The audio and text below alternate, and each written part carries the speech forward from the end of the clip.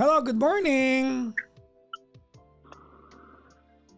Hello. Good morning. Good morning. Nagulat ang lahat, may isa pang caller, oh. kasi alam niyo kung bakit nauuhan ko to kanina eh. Tapos biglang nagparamdam yung last caller ko. Nauuhan ko tong si... Anong pangalan mo, ma'am? Jana. Jana or Zana? Jana, J-A-N-A. Ah, Jana. Jana, dalawa ang pujo ko. Hindi na Jana, lilito. Si Jana. Gising ka pa, Jana? Sa Pilipinas ka ba? Yes po. Saan? North Caloocan. Caloocan. Okay. Ilan taon ka na, ma'am? 29. Oo. Ikaw lang ang bukod tanging A tonight. Ay, bukod tanging J pala. Lahat A. Alam mo ba yan? Yeah, yung kanina naabutan ko Si Ann, si Asia, si AJ. Oh, di ba? Ikaw lang Yes ang J. po. Hindi ka nakisama. Sana naging Aubrey ka man lang. Angel. Wala, Sayang. Jana eh. O kaya Ana. Oh, di ba?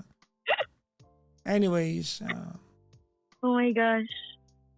Ayun, so right to the point na kasi anong oras na. Hindi, okay lang. I have time. This is my only job. Ayun. This is my employment. I have time. It's okay.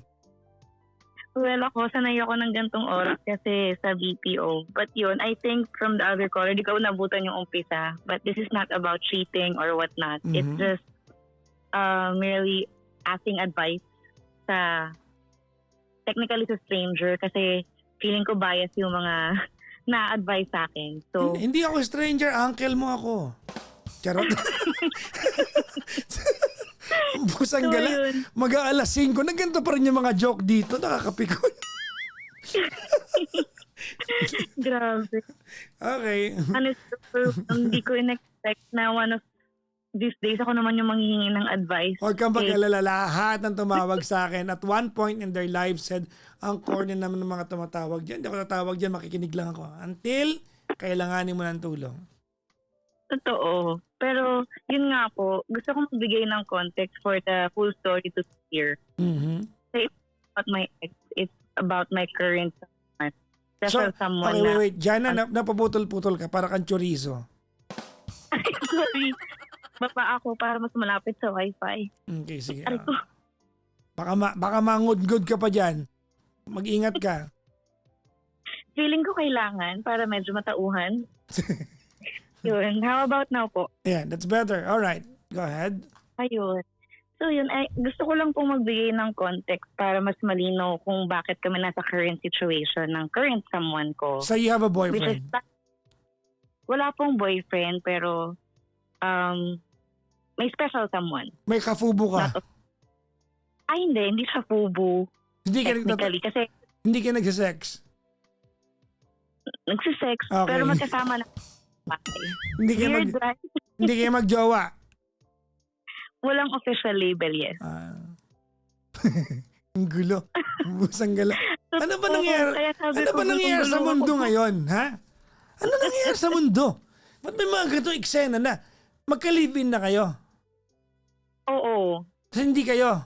But, hindi kami, actually, kaya kami naging housemates, yun na lang yung term natin. Oo. Kasi nahirapan ako maghanap ng apartment and he stepped in na dito ka na muna until eventually kung gusto mo nang umalis makahanap ka. Kasi talagang nahirapan maghanap ng apartment. He stepped in. Pero, teka lang, liwanagin natin to. Before he stepped in and offered you a place that you can stay, ano na kayo? We're dating. Nagtatalik Pero, nagtatalik na kayo nun? Oo. How did you Oh my start? Paano ka nag-umpisa? Nagkabanggaan kayo sa mini-stop? Paano? Sorry, wala na pala mini-stop ngayon. Uncle Jan na pala. Paano? Na siya, Papa Jackson. Paano ba? Kaya nga gusto ko magbigay ng context kasi sobrang gulo niya. Okay. Kaya gusto ko magbigay ng context. Okay. So ayun, I met him when I was still trying to move on from my 3 years live-in partner. Okay. Ayun. Tapos okay naman sana kami. How did you meet him? Same workplace. Actually, tatlo kami ng ex-live-in partner ako and siya. Same workplace. Okay. So kilala niyo yung ex mo? Oo. Okay. He must have been looking at you kahit kayo pa nun. I'm not sure kasi. Yes, I'm confirming it to you. Really? Yes. Okay. Totoo. I'm confirming it to you. Sure ako doon, 100%. Pinagnanasahan ka na niyan. I don't know kung love yan or ano man. Pero pag nanasa, yes. Nung pa man. Okay, tapos? Ayun. So, ito nga kasi, si 3 years ex-live-in partner. Okay. Siya, well, paano ba to? Cheater, in short. Okay. So, Kaya naghiwalay nun. oo, hiniwalayan ko na siya. I mean, after the Mm. cheating, nagkabalikan. Pero I was not okay. So, ang ginawa ko, I ended the relationship like before mag-end last year, 2020. Tapos, eventually, nakasama ko itong si current special someone. At first, wala pa akong intention na mag-entertain na iba kasi medyo fresh pa. Tapos, actually, Okay, wait lang. Nakasama, anong context? Nakasama saan? common friends, tas inuman session, tas na-meet ko siya doon. Tas at first parang wala pa. Hindi mo siya na-meet doon kasi ka-workmate mo siya eh. Siguro nagkakabanggaan pero hindi kami talaga magkakilala by Okay. name. So, kumbaga, Ganun. that is the most kumbaga, yung pinaka-intimate encounter na meron kayo. Oo, parang Okay. doon nagka-introduce plan, ganon. Doon lang. And then parang wala lang, normal. Umuwi ako afterwards, wala pang kahit anong ganap. Pero parang bagong pick up pa lang. Bagong ano sa naputol? Bagong Hiwalay pa lang. gaano Nung kabago panahon na yung yun. bagong hiwalay? 2 weeks. Okay, that's very fresh pero hiwalay naman na. Okay, go ahead. 2 weeks. Tapos hanggang sa nasundan like inuman, kain ulit, ganon. Nasundan yung encounter Kayo hanggang sa na nagkaroon- lang dalawa or may iba pang kasama? with friends pa din. Okay. Ano siya, good guy talaga siya. Kaya naging special someone siya. And then, ito na, nung nagkaroon na ng time, merong group session na inuman. Okay. Nagkakwentuhan kami, talagang kami lang yung nag-uusap. And doon kami nag-click. And then, fast forward, we dated, ganyan-ganyan. How long? So, After that? siguro after a month and a half, gano'n. Pag sinabing we dated, anong ginawa ninyo? Kasi hindi naging kayo eh. So, romantic ba yun o nag-check-in lang kayo? Ay, romantic cafe siya. First date was sa cafe. Okay, saan? Bulacan. So you traveled from... Okay. Dumayo kayo doon. Motor, kotse, commute. Kotse. Okay. oo. Tapos ayun, so ito kasi si good guy, meron trauma na yung ex niya parang nakikipagkita sa ex. Kaya kami naging so napapasok yung naging problem namin right now kung ba't di kami magkaroon ng label. So nung sabi ko sa sarili ko, ay ready na akong kahit medyo fresh pa, parang feeling ko ready na ako. Talagang nag-click kami neto and I never feel so connected with anyone until him. So, doon hindi na kami nagkikita ng ex ko, ganyan. Nag-message ako doon sa ex ko na nung kinlear na yung gamit niya sa dating apartment namin na parang the context of the message was the house still feels empty. I miss you from time to time but that's not enough to come back. And na parang I'm already seeing someone new and I want to give back all the things. I'm sorry kung may pagkukulang. Thank you for everything. Papadala ko na lang yung gamit. Okay. Technically, after pick up, wala na talagang meet up. Okay. Very poetic. Pero ano nang status niyo ni good guy? According to you na good guy, ano na status na niya? Dating? Nagkikiss na kayo? Ano? Still living together. Nag-kiss every now and then. Pero after nung naging plot twist namin, hindi na kami alam mo na. Kasi sabi niya, parang hindi niya kaya kapag may doubt pa siya. Kasi the reason siya nagkaroon ng doubt, dahil open yung phone ko eh. Hindi ko binara yung message ko sa ex ko kasi for me personally, I don't think I'm doing something wrong. For me, it's just a closure message. But when he read it, parang feeling niya, na-trigger yung past trauma niya, feeling niya niloloko siya ulit. Pero wala Kagaya nung naman nangyari. kayo relasyon ah. Oo, pero parang exclusively dating na gano'n, parang papunta na doon. May something na Parang- kayo, may mga intimacy na kayo and what not, ganun. Oo. Alright. So parang feeling niya na-reopen yung previous trauma niya. So nagkaroon ng fault siya gano'n, tapos parang ilang weeks cold siya, hindi niya ako kinakausap. So on my end, gusto ko lang naman matanggal na yung bagahe ko sa akin. Kaya ako minessage.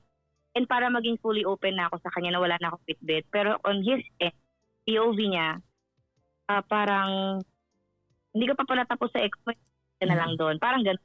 Okay. niya. So ngayon, hindi ko alam kung itutuloy ko pa ba yung sa akin. Kasi though sweet siya, ganyan, bahay.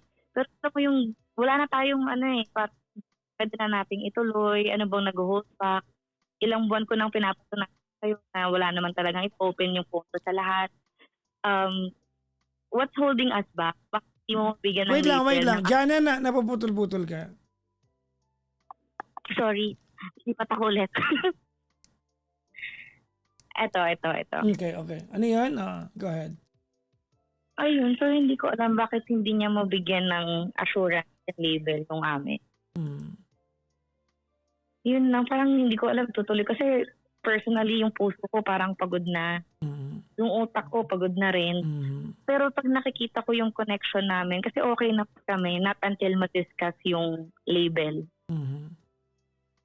So, Hindi kayo parang okay. Kasi hindi kayo okay because the label or yung status ninyo, whatever that is, it's going to predetermine and determine kung saan papunta yan. So you're not okay at all. Yeah. Fubo kayo. Oo, ganun talaga. Ganun yung Oo. dating talaga kasi label. And understandable naman yun. And tinitake ko naman siya na ganun kami ngayon. Pero kasi hindi siya yung technical na yung kagaya ng typical fubo na siya. Meron siya iba-ibang kinakausap. Parang exclusive fubo kayo sa isa't isa. Parang, Oh my God! As if that's... Asan ka ba ngayon? Tatampalik kita ng alpombra. Ha? Narinig mo yung katsipan mo? Ha? oo, pero iba kasi talaga eh. Ewan ko, para akong natanga.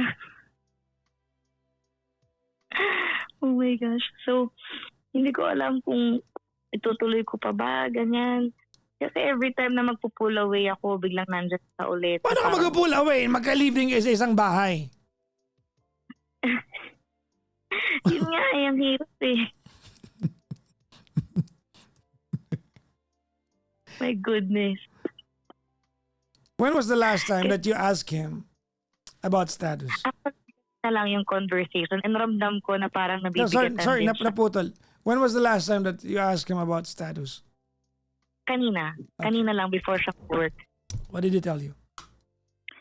Sabi niya na naaalala niya pa rin yung trigger, parang ganon. And He's lying. niya- He's a jerk. Magka-live-in na kayo, pagkasabi niya. yun din yung sinasabi ng friends niya, parang sinasabi ng friends niya, sa lahat ng napakilala mo, ito na yung pinakamatino. He's Bakit stalling. di niyo pa cute? He is stalling. Walang plano sa'yo yan. Malas ka na dyan. Hindi niya pwedeng Kala ko idahilan kasi- niya. Hindi niya pwedeng idahilan yan. Okay, I'll explain to you why. Okay. You sending a message to your ex, all right, might or must have been a miscalculation. Do you agree? Okay. But you were not wrong. Because you are not officially together. Technically, hindi siya pwedeng magalit dahil hindi kanya jowa. You are just exclusively effing each other. Wala kang kasalanan sa kanya. But he's successful in making you believe that may kasalanan ka sa kanya. Wala kang kasalanan sa kanya. Dahil hindi kanya ginawa. Ikaw naman, ang kasalanan mo, masyado kang cheap. Nagpapatanggal ka ng panty sa hindi mo boyfriend. Kaya naging komplikado to eh. Tanda ko na para dito eh. Diba? Now, he cannot insist na wala, hindi niya pwedeng i-insist sa'yo na natutrauma ako and what. No! He did not give you the commitment that you deserve. In the same manner, you did not ask for the commitment that you deserve. You are not exclusive to each other. There's nothing stopping him from going to a Sogo hotel, or wag naman Sogo siguro, basta, and having sex with another girl. Oh, and hindi ko siya pwedeng i-held accountable for it. In the same manner, kahit ikaw din. So he cannot, hindi niya pwedeng i-weaponize sa'yo to. So para kayong border na nagtatali kung kailan kayo maliguban. Kailan kayo huli nagtalik? March? Hala, ang tagal na. June. April, May, June. 3. Bakit? Ewan ko, kasi hindi rin naman ako ma-initiate. And pagka magkasama. May tanong ako sa'yo. Hindi ka kasi medyo fishy yan. Hindi ka, kasi diba, 3 months, he never asked for it. Alam niyang gusto mo?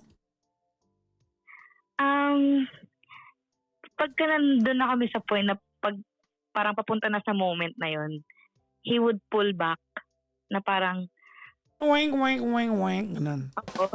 Ganyan yung sound effect. Oh my God.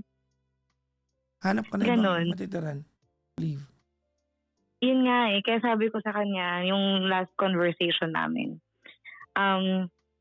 parang maghahanap na ako. Siguro hindi na ako mahihirapan this time kasi hindi na masyadong marami yung gamit kasi na-dispose ko na and stuff. And tinitingnan ko yung reaction niya. And pinipigilan niya, hindi ko alam, pinipigilan mo ba because gusto mo akong kasama or nag-e-enjoy ka sa benefit ng kasama ako kasi may nag-aasikaso sa'yo. Baka nga, kasambayan tingin niya sa'yo. Yun nga sabi ko, teka nga, parang titignan ko nga muna, baka mamaya ganon. Leave. May trabaho ka. You can plan for yourself. Kaso kasi sobrang mahal ko talaga yung taong to. I mean, na-fall na ako sa kanya. Hindi mo nga jowa! Yun nga! Hindi ka nga ginawa! Tinikman ka nga lang! I mean, tinitignan ko kasi yung potential na oh my God! Now you're being technical. Hindi kasi he's planning future with me. Oh like, my meron God! Hindi ka girlfriend. Siguro what signs did you need for you to understand that he's not committing to you?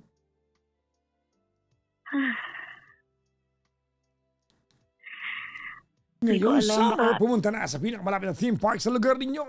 Pumunta na sa Big Bang sa Alabang, Payanig sa Pasig, Pakangkang sa Kalumpang, at Pabarudod sa Beirut. Charot. Sinampong ako, sorry, nadulas. Sorry. Ano yun? Saan ang galing yan? Pagkasabi ko.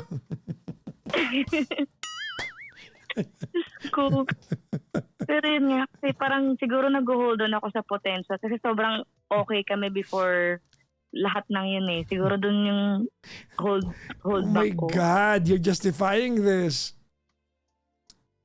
Wala, mahal ko Parang tingin ko kasi sa kanya sobrang good guy niya. Yun din tingin ng lahat sa kanya. And sinasabi ng friends niya na yan mag-uwi ng babae sa bahay nila. Ititira niya doon ng palalo. Nag-hold on ako doon.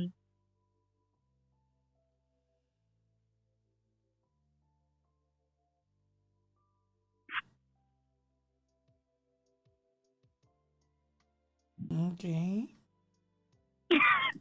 Feeling ko gusto ko na akong sampalin. Grabe. Na-speechless ka.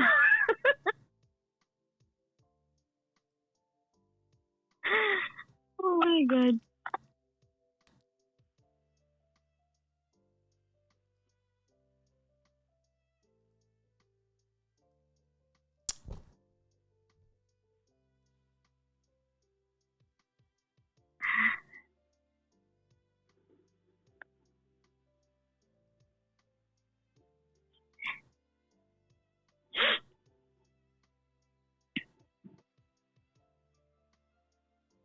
Hello, Papa Jackson.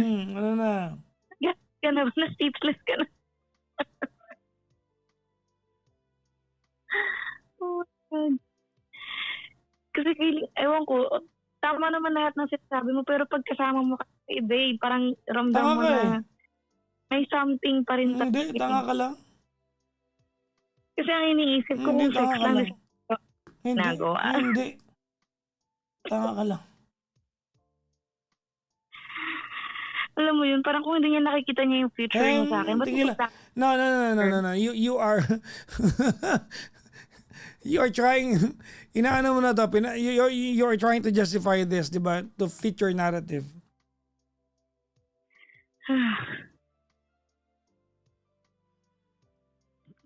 Parang inaano ko na lang sa sarili ko, inaantay ko na lang na maging ready akong lumayas, ganun, emotionally. Kasi financially, kaya naman eh. Today, go look for a house today. Apartment hunting. Yeah. Today, later. Yan, nag-start naman ako. Nung naramdaman ko na medyo napapagod ako. Hindi Charot ko mo lang lang talaga yan. Charot mo lang yan. Nagtingin-tingin ka lang kung magkano kaya ang bahay ngayon, pero hindi ka nagganap. O, hindi mo ako maloloko. Diyos ko pa ba? Huwag mo akong charing-charingin. Oo. Grabe. Nagtingin ka lang kasi tas kinuwenta mo, kaya ko ba? Kaya mo. Kaya mo sinabi sa akin ngayon na financial ready naman ako kasi nagtingin ka ng presyo. Sige, sumagot ka sa akin. Sumagot ka. Totoo. Totoo. Ang cheap mo. Grabe. Nagpa-flashback sa akin yung memory na pinakikinggan kita from previous pa na pinagagalitan pa ako. Tapos ngayon ito nakakausap na kita. Huwag mong iba yung usapan. Sabi ko ang cheap mo. Oo na nga ni. I'll tell you something. Ready? Yes.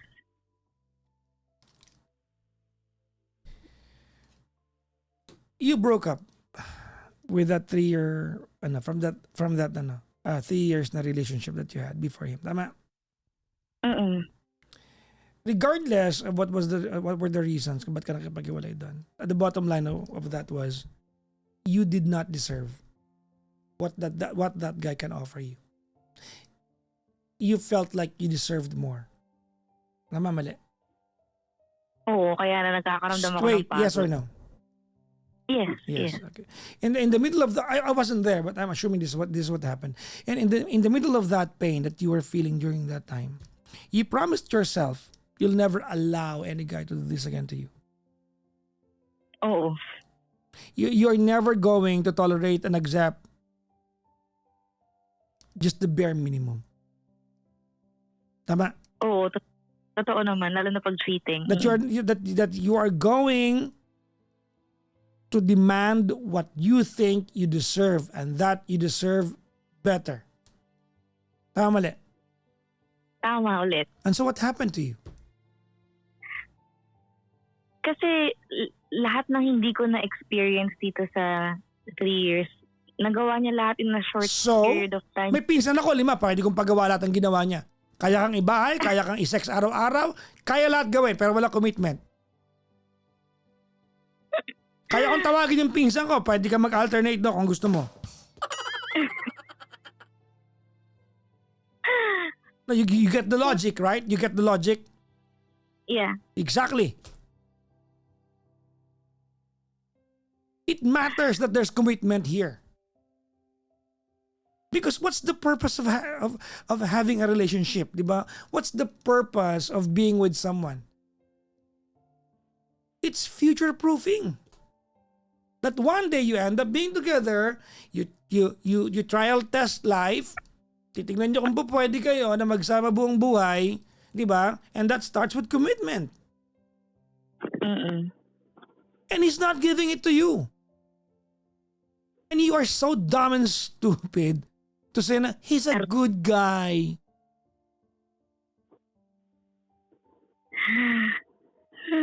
Good guy?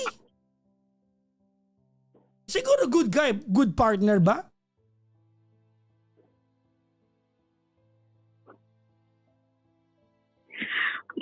Maayos siya. Basta Oh my God. sabi niya, Oh my God.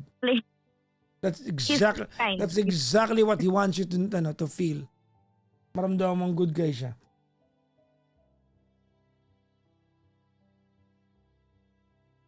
Grabe, hindi ko siya nakita in that point of view. Ang nasa paningin ko lang until now is kasalanan ko kaya kami nandito sa sitwasyon na to.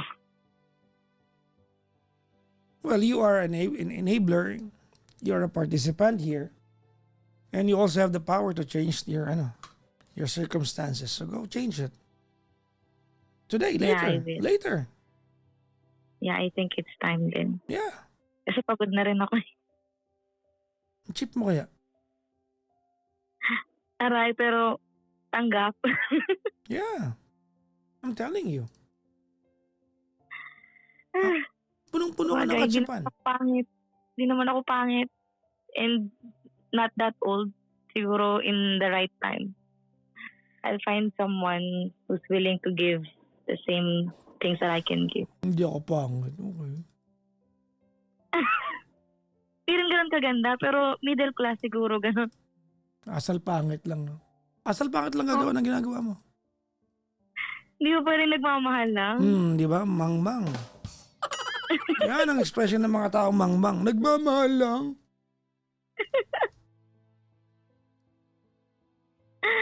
Ay.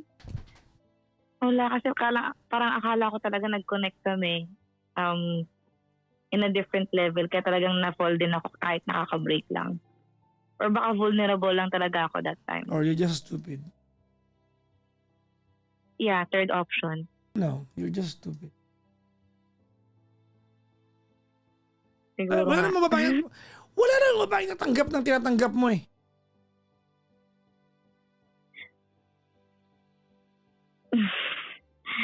Sa bagay, wife duties nang walang label. Tanga ka eh. Tagalaba, tagaluto, tagagising. Yep.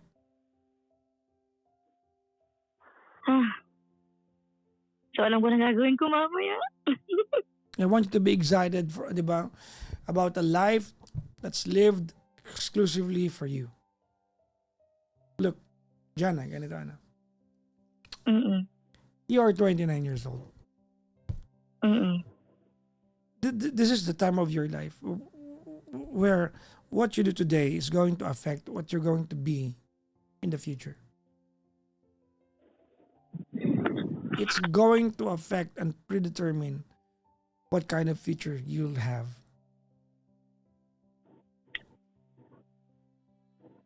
So at this point, if there is any line that I want you to remember after natin mag-usap, I want you to remember this.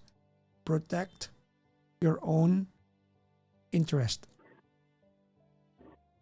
Because nobody will do that on your behalf. Ikaw lang yan. Mm-mm. It's okay to be vulnerable. It's okay to lower your guards for the right person. Yung pagiging tanga, requirement yan ng nagmamahal para sa tamang tao.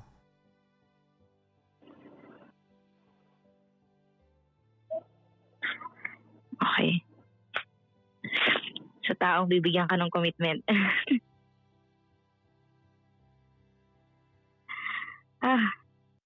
Bitter pill to swallow pero totoo.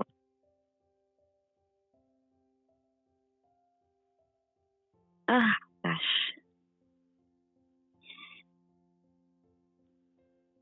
Ang tagal ko na inaantay maging ready pero feeling ko it's time talaga.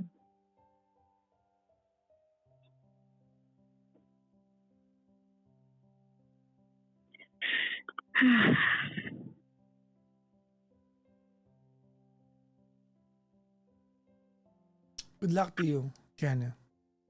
Thank you. Thank you so much po for accommodating. Appreciate it.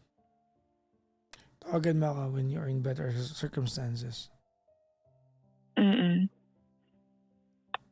Gusto ko makibalita when you have finally decided that you deserve someone na pag nag-commit ka, hindi sayang yung commitment mo.